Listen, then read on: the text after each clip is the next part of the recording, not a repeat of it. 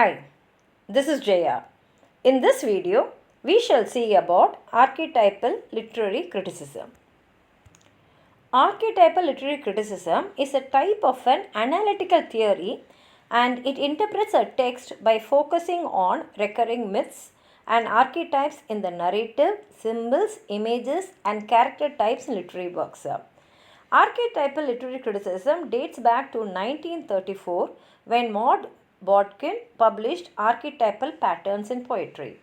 Archetypal literary criticism's origins are rooted in social anthropology and psychoanalysis. Archetypal criticism peaked in popularity in the 1940s and 1950s due to the work of Northrop Frye. The anthropological origin of archetypal criticism can predate its analytical psychology origins by over 30 years. The Golden Bough by the Scottish anthropologist Sir James George Fraser was the first influential text dealing with cultural mythologies. In The Golden Bough, Fraser identifies practices and mythological beliefs shared among primitive religions and modern religions.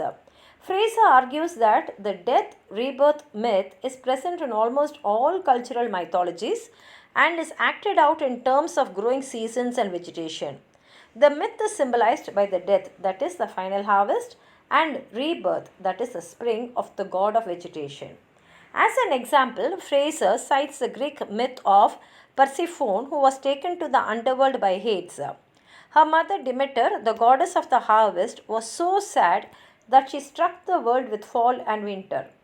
While in the underworld, Persephone ate 6 of the 12 pomegranate seeds given to her by Hades.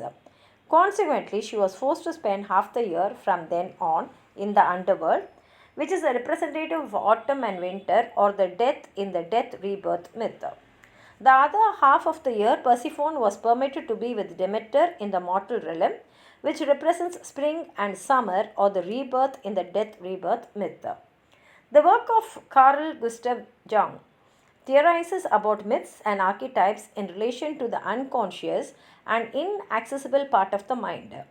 Jungian analytical psychology distinguishes between the personal and collective unconscious. The collective unconscious, or the objective psyche, is a number of innate thoughts, feelings, instincts, and memories that reside in the unconsciousness of all people. The archetypes in which Jung refers are represented through primordial images, a term he coined. Primordial images originate from the initial stages of humanity and have been part of the collective unconscious ever since. Bodkin's Archetypal Patterns in Poetry applies Jung's theories about the collective unconsciousness, archetypes, and primordial images to literature. It was with the work of Northrop Frye that archetypal criticism was theorized in purely literary terms.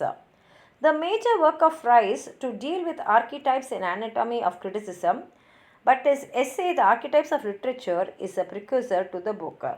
For Frye, the death rebirth myth that Fraser sees manifest in agriculture and the harvest is not ritualistic since it is involuntary and therefore must be done. As for Jung, Frye was uninterested about the collective unconsciousness on the grounds of feeling it was unnecessary.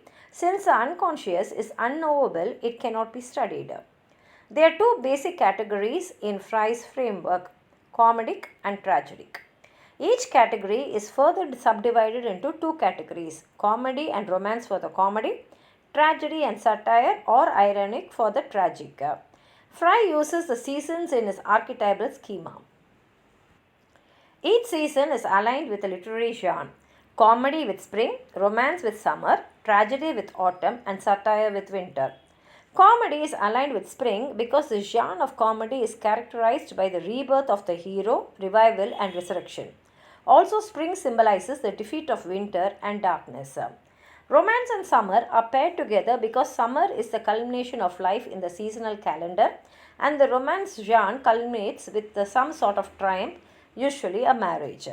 Autumn is the dying stage of the seasonal calendar, which parallels the tragedy genre because it is known for the fall or demise of the protagonist. Satire is metonymous with winter on the grounds that satire is noted for its darkness, disillusion, the return of chaos, and the defeat of the heroic figure. Frye outlines 5 different spheres in his schema: human, animal, vegetation, mineral and water. The comedic human world is representative of wish fulfillment and being community centered. The tragic human world is of isolation, tyranny and the fallen hero. Animals in the comedic genres are docile and pastoral, example sheep, while animals are predatory and hunters in the tragic, example wolves. For the realm of vegetation, the comedic is represented by gardens, parks, roses, and lotuses. As for the tragic, vegetation is of a wild forest or as being barren. Cities, a temple, or precious stones represent the comedic mineral realm. The tragic mineral realm is noted for being a desert, ruins, or of sinister geometrical images. Lastly, the water realm is represented by rivers in the comedic. With the tragic, the seas and especially floods signify the water sphere. Fry makes room for exceptions by noting that they are neutral archetypes. The example he cites are islands such as Sirius or Prosperos, which cannot be categorized under the tragic or comedic. An important antecedent of the literary theory of the archetype was the treatment of myth, especially James G. Fraser, whose The Golden Bough identified elemental patterns of myth and ritual that recur in the legends and ceremonials of diverse and far-flung cultures and religions. Carl G. Jung applied the term archetype to what he called primordial images, the psyche residue of repeated patterns of common human experience in the lives of our ancient ancestors, survive in the collective unconsciousness of the human race and are expressed in myths, religion, dreams, and primitive and private fantasies as well as in works of literature. Prominent practitioners of archetypal criticism are Maud Bodkin, J. Wilson Knight, Robert Graves, Philip Wheelwright, Richard Chase, Leslie Fielder, and Joseph Campbell. The death rebirth theme is often said to be the archetype of the archetypes and is held to be grounded in the cycle of the seasons and the organic cycle of human life. This archetype, it has been claimed, occurs in primitive rituals of the king, who is annually sacrificed, widespread myths of God who died to be reborn, and a multitude of diverse texts, including the Bible, Dante's Divine Comedy, and Samuel Taylor Coleridge's Rime of the Ancient Mariner. Among the other archetypal themes, images, and characters that have been frequently traced in literature are the journey underground, the heavenly ascent, the search for the Father, the paradise, Hade's image, the Promethean rebel hero, the scapegoat, the earth goddess, and the fatal woman. Fry continued to expand his archetypal theory and to apply it both to social practices and to the elucidation of writing ranging from the Bible to contemporary poets and novelists. If you have anything more to add on to what I've said, please write it in the comment box, like the video, share it with your friends, and if you have not subscribed my channel, please subscribe and support. Thank you.